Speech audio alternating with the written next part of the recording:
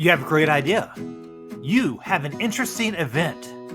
You have news that needs to be shared, but you want a bigger audience than your email list or social media feed. You want press coverage. But how do you convince the press that your story is worthy? How do you introduce reporters to your story and hook them into giving you coverage? A well-written and targeted press release is your solution. But how do you do this? Can you do it on your own? Do you need to hire a media relations firm or a freelancer? Is there some big secret? If you're pressed for time, you know what I did there? Press. If you're pressed for time, stick around and find out in this week's Better Advocacy in 10 minutes or less. Hi everyone, I'm David Smith, and I run Inthrive Advocacy Solutions, your solution for lobbying, advocacy, and strategic planning. Before launching this firm, I was leading advocates in Virginia, and we brought real changes to our criminal justice system. I also worked for a senior legislator in the House of Delegates, where I ran her commerce and energy docket. Now, I'm bringing what I've learned through mentors and hard knocks to you. Welcome to Better Advocacy in 10 minutes or less. This is a series of videos helping you become a better advocate so you can turn your passion into policy. Today, we're going to see how you can use press releases to generate media coverage.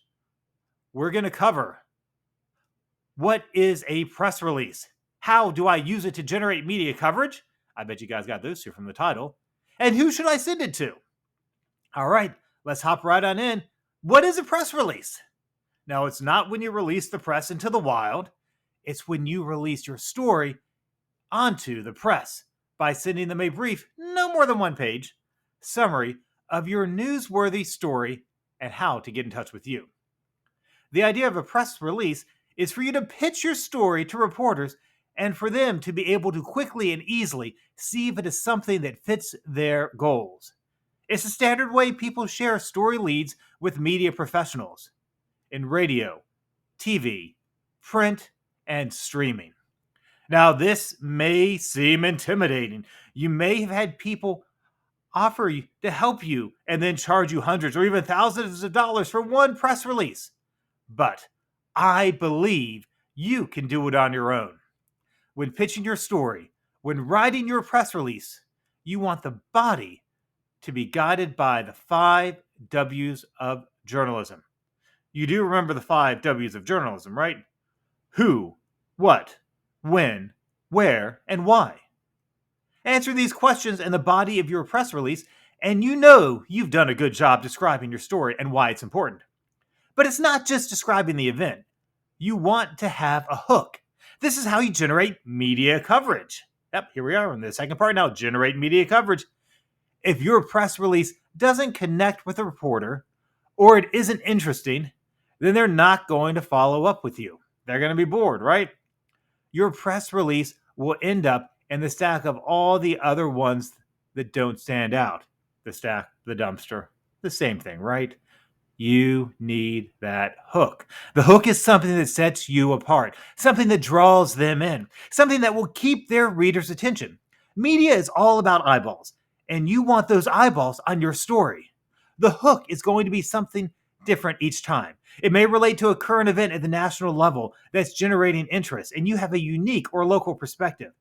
It may be that you launch a new program or have an event going on. It may be that you're speaking out against something state or local leaders are trying to do. It may be a heartwarming human interest story. Take that hook and summarize it into one short sentence, and that's the title of your press release. Then make sure your hook is the focus of the body of your press release.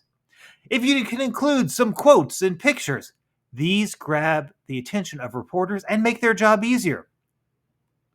But what reporters are you sending this to? To whom should I send it? Now, some pay services will send your press release out to thousands of media outlets around the country. Now, that may sound great, but why are you paying for your story that is specific to your state to go to some small town paper on the other side of the country? Not every story is good for every outlet. Think about your goal. Who are you trying to reach? Who are you trying to influence? Where do they live? And what are they reading? So I recently helped to put on a forum on criminal justice reform in Southwest Virginia.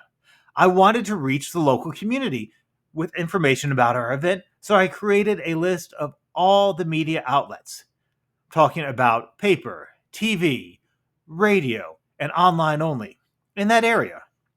I didn't need the big city or statewide media. I wanted local. Now, you may be thinking, that's a lot of work. It really isn't. It took about an hour to compile that list, and I'll be able to use it again in the future. So, how did I do it? I started by Googling Virginia newspapers. I took that list and put the ones in my target region in a spreadsheet. And then I went back to Google and Googled Virginia TV stations and did the exact same thing, put those in that same spreadsheet. Then I did a quick search for local news and events in my target area and added any websites that I didn't already have to my spreadsheet. I then went to each one and found the editor or reporter or submission email address and put those in the same column of the spreadsheet. When our press release was finalized, all I had to do was drop that in an email and copy and paste the column addresses into the BCC line on my email and hit send. Easy and done. Now, I bet you're wondering who actually showed up at this event. And I'll be honest with you, most media outlets didn't show up. Some emailed with questions, others ignored it, but we did have some show up, including the local NBC affiliate. Now, honestly, as a group of out-of-town organizations coming in and hosting an event, I was excited to have local media, especially TV, show up. Okay, I know that's been a lot, and you probably have some questions. If you do, drop them in the comments and I'll answer them. I'll also include some links in the description that will help you write a great press release.